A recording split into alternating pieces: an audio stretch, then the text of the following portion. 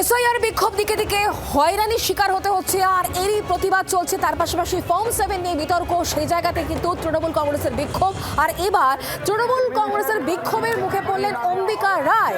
SIR form 7 জমা দেওয়ার আজকে কিন্তু শেষ দিন। তৃণমূলের বিক্ষোভের মুখে বিধায়ক অম্বিকা রায়, যে ছবি দেখতে পাচ্ছেন কল্যাণীর বিজেপি বিধায়ক, তিনি তাকে একেবারে ঘিরে রেখেছেন তৃণমূল কংগ্রেসের কর্মী সমর্থকেরা।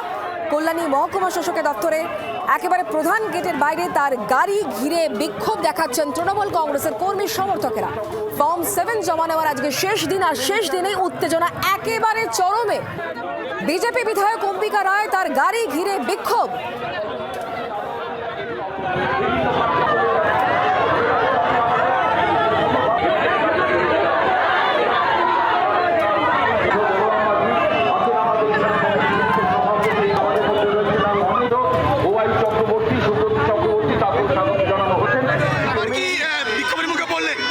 আজকেও অবজেকশন 7 এর আগে দিনে দিতে পারেনি, আজকেও দিতে পারছি না।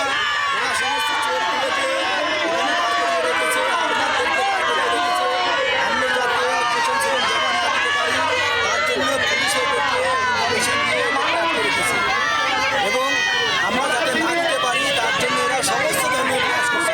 এসপিকে জানিয়েছি, এসপি কোনো ধরনের স্টেপস নেয়নি। নদিয়ার SP headquarter, he is the culprit, he is doing all this kind of activities. তার প্ররোচনা এগুলো হচ্ছে যাতে এসআইআর এর ফর্ম জমা না দিতে পারে। বিশ্বজিৎ মিত্রের সঙ্গে কথা বলবো, আমাদের সঙ্গে রয়েছেন আমাদের প্রতিনিধি টেলিফোন লাইনে। বিশ্বজিৎ, অম্বিকা রায়কে ঘিরে ধরে যারা বিক্ষোভ দেখাচ্ছিলেন, যে সমস্ত তৃণমূল কংগ্রেসের কর্মী সমর্থকরা, তাদের বক্তব্য কি ছিল এবং এই মুহূর্তে কি পরিস্থিতি? দেখো, সেটা হচ্ছে যে অম্বিকা রায়ের কাছে যেটা বক্তব্য ছিল সেটা হচ্ছে গত কয়েকদিন ধরেই যে কল্যাণী এসডিও মহকুমা শাসকের যে দপ্তর আছে, সেই দপ্তরের সামনে যে মূল যে ফটক, সেই গেটে ঢোকার মুখেই অম্বিকা রায় যখন তার গাড়ি নিয়ে ঢুকতে যান, ঠিক সেই মুহূর্তে তৃণমূল কংগ্রেসের সমর্থকেরা তাকে ঘিরে ধরে বিক্ষোভ দেখায়। এবং এই চিত্র গত 3 দিন ধরে একই জিনিসে তারা চলছে। অম্বিকা রায় যেটা বক্তব্য সেটা হচ্ছে যে তিনি ফর্ম 7 জমা দিতে যাচ্ছিলেন এবং কল্যাণী শহরের বেশ কিছু যারা বাসিন্দা রয়েছে ভুয়ো ভোটার, সেটা খবর তারই জন্য ফর্ম 7 তিনি জমা দিতে যাচ্ছিলেন। কিন্তু তৃণমূল কংগ্রেসের কর্মীরা, যারা সমর্থকরা, তারা জানতে পারেন যে আগেভাগেই যে অম্বিকা রায় আসতে পারবেন, সেই মোতাবেক তারা সকাল থেকে সেখানে ঘিরে ছিল। বিশাল পুলিশ বাহিনী ঘটনাস্থলে যায় এবং প্রায় 3 ঘন্টা পর সেখান থেকে তিনি চলে যেতে বাধ্য হন। ধন্যবাদ বিশ্বজিৎ। বাংলার আওয়াজ, বাঙালির আবেগ, জি 24 ঘন্টা।